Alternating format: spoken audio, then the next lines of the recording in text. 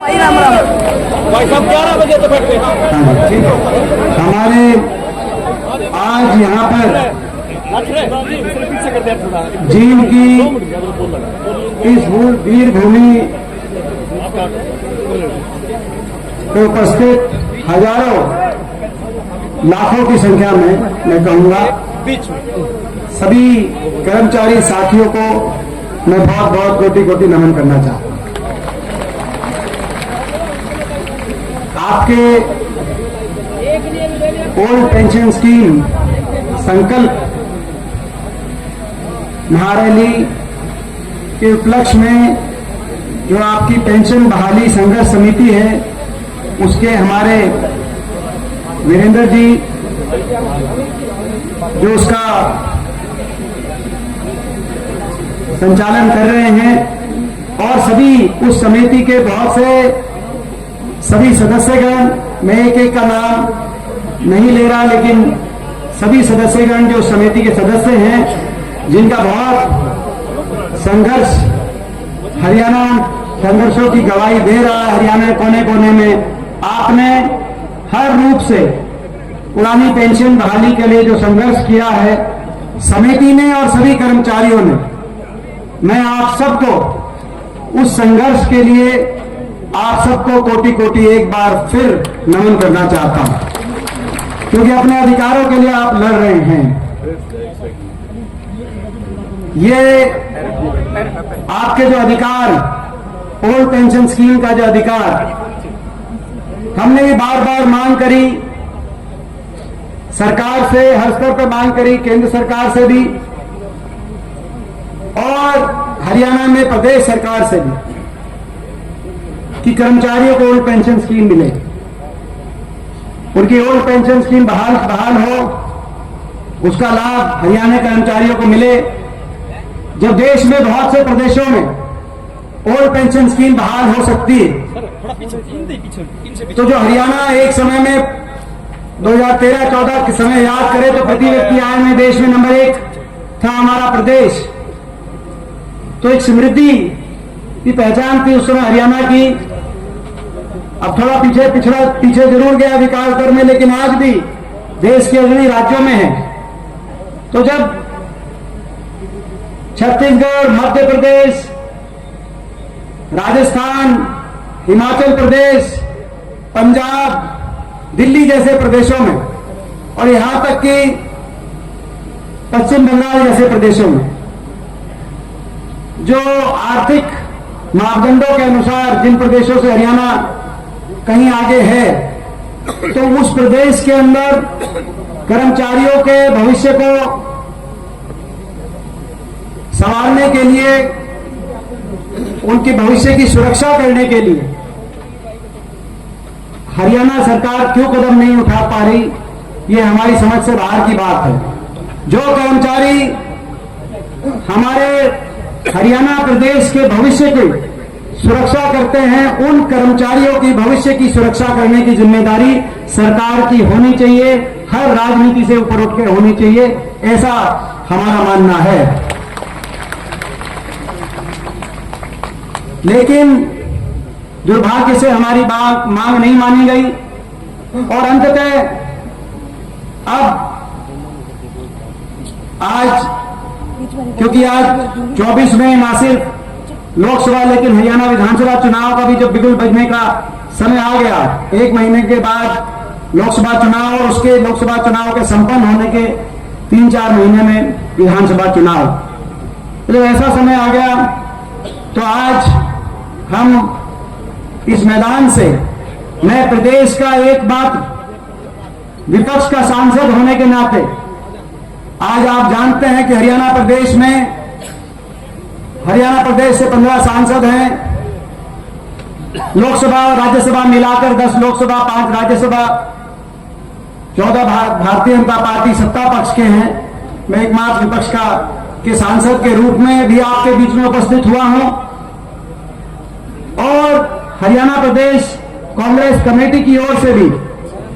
हमारे आदरणीय प्रदेश अध्यक्ष चौधरी उदय भान जी और नेता विपक्ष चौधरी उपेंद्र सिंह हुड्डा जी के नुमाइंदे के रूप में भी मैं आज आपके बीच में उपस्थित हुआ हूं। आज होडल में चौधरी उदय भान जी के क्षेत्र में बहुत बड़ी जन आक्रोश रैली थी। तो हुड्डा साहब और उदय भान जी वहां उस रैली में, और उस रैली से विशेष हेलीकॉप्टर के माध्यम से उनका संदेश लेकर भी, पार्टी का संदेश देकर भी मैं सीधा रैली से यहां पर आपके बीच में उपस्थित हुआ हूं। और मैं कहने के लिए आपके बीच में आया हूं, अभी जैसे मुख्यमंत्री जी ने एक हमारी एम्प्लॉई खेल महकमे में एक बेटी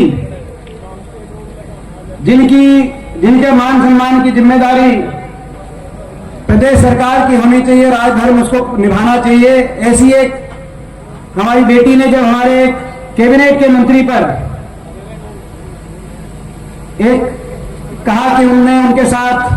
दुर्व्यवहार किया है, तो मुख्यमंत्री जी ने बिना जांच के विधानसभा में खड़े होकर क्या कहा कि वो कैबिनेट मंत्री हैं, कैबिनेट मंत्री रहेंगे। आज मैं भी आज आपके बीच में कहने आया हूं, ओल्ड पेंशन स्कीम हरियाणा में बदलाव होगा, परिवर्तन होगा और ओल्ड पेंशन स्कीम मिलेगी।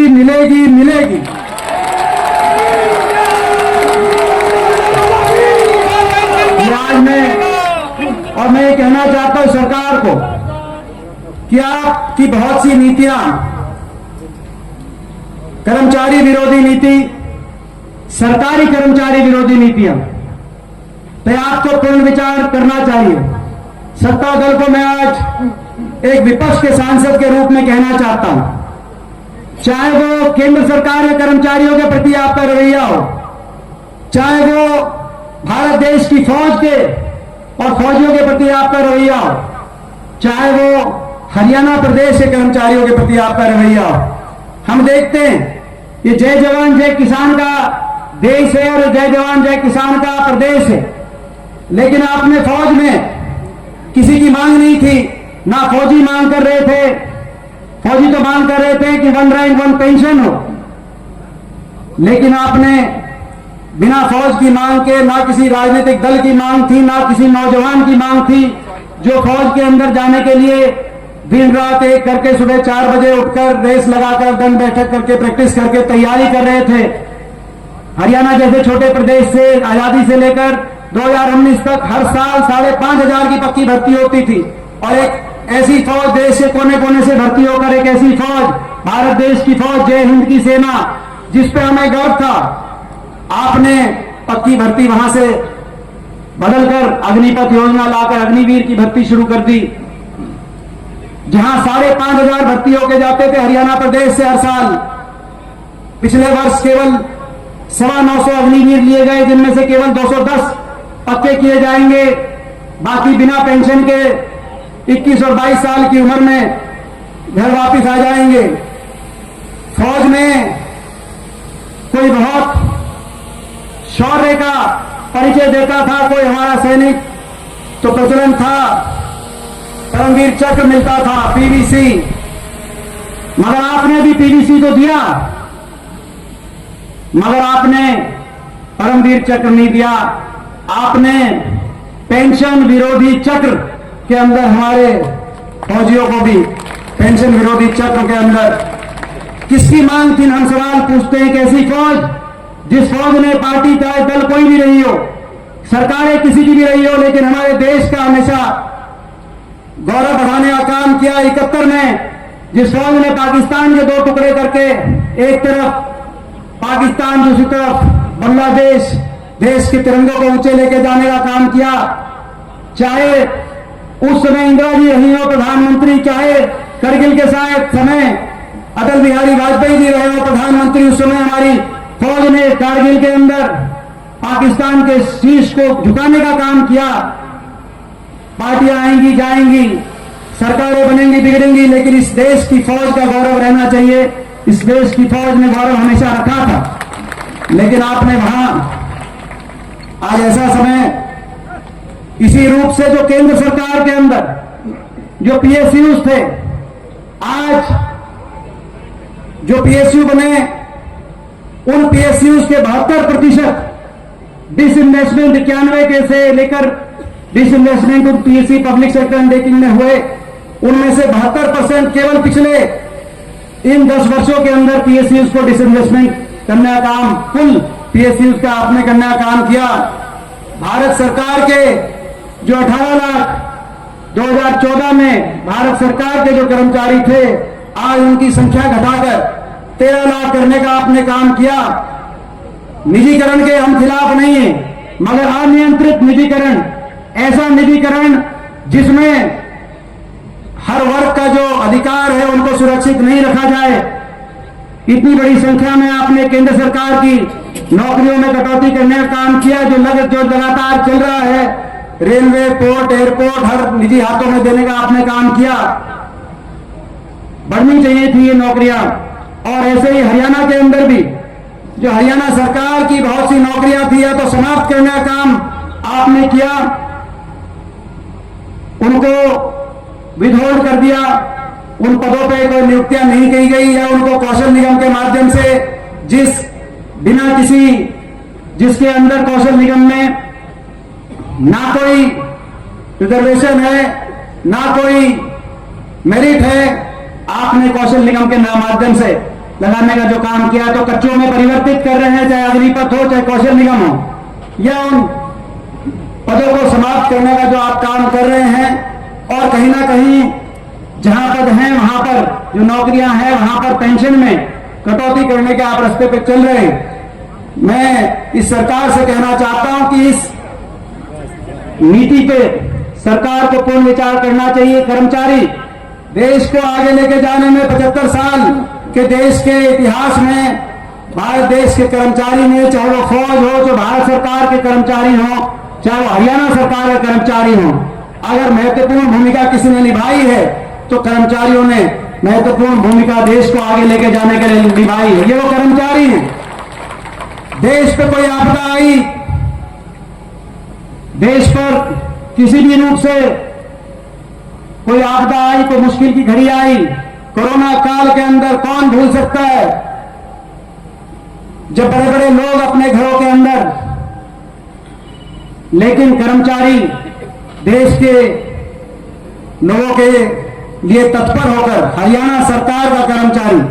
देश के लोगों के लिए तत्पर होकर हर शहर में, हर गांव के अंदर कर्मचारियों ने पहुंचकर हमारे प्रदेश के लोगों की सेवा करी। कौन वो भूल सकता है? तो आप भी मत भूलिए। मैं सरकार को ये चेतावनी भी ध्यान से देना चाहता हूं, ये जो कर्मचारियों की मांग है,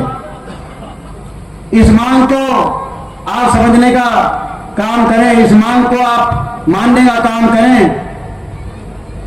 इस बात की भी टीस हमारे दिल में है कि जो हरियाणा सरकार में पिछले कई दिनों से जो बड़े पदों पे जो नियुक्तियां हुई हैं, उन नियुक्तियों में हरियाणा से बाहर के लोगों का ज्यादा, हरियाणा से नौजवानों से ज्यादा हरियाणा के बाहर के नौजवानों को जो अवसर मिला। बाहर किसी प्रदेश में हरियाणा के नौजवानों का नंबर नहीं लग रहा, लेकिन हरियाणा में ऐसी लिस्टें आई, एसडीओ में 80 में से 78 बाहर के, एसडीओ इलेक्ट्रिकल में से 99 में 77 बाहर के, तो असिस्टेंट प्रोफेसर टेक्निकल एजुकेशन जो इस साल आई उसमें 156 में से 103 बाहर के, एचसीएस में भी 35-36 बाहर के। मुख्यमंत्री जी कहीं ऐसा ना हो आपको वोट भी बाहर मांगनी पड़े। मैं मुख्यमंत्री जी को यह भी आज चेतावनी देना चाहता हूं। कर्मचारियों की इस मांग को, ओल्ड पेंशन स्कीम को आप तुरंत प्रभाव से माने। चुनाव की घड़ी है, आप माने, और नहीं मानेंगे तो लोग फैसला देंगे। और हमें यदि आशीर्वाद मिला तो ना सिर्फ लागू करेंगे, लेकिन जो आपने कर्मचारी विरोधी चेहरा राजस्थान में दिखाने का काम किया, जहां कांग्रेस की गहलोत सरकार ने ओल्ड पेंशन स्कीम को लागू किया था, लेकिन आपने आते ही उस ओल्ड पेंशन स्कीम की सुविधा को आपने बदलने का कुप्रयास वहां पर काम किया, ओल्ड पेंशन स्कीम वापस लेने का काम किया। ना सिर्फ हरियाणा के अंदर ओल्ड पेंशन स्कीम कांग्रेस की यदि सरकार बनी है, अगर लोगों ने आशीर्वाद दिया, हरियाणा बदलाव हुआ, ना सिर्फ ओल्ड पेंशन स्कीम हरियाणा के अंदर लागू होगी, लेकिन वो एक कानून बनाकर उसको लागू करेंगे ताकि आने वाले समय में कोई उसमें बदलाव ना कर पाए। ये भी आज हम सरकार को कहना चाहते हैं। इन्हीं शब्दों के साथ मैं एक बार आपके इस संघर्ष को नमन करते हुए सारी आपकी कोर कमेटी को, क्योंकि हमने देखा प्रदेश के कोने कोने में आप गए,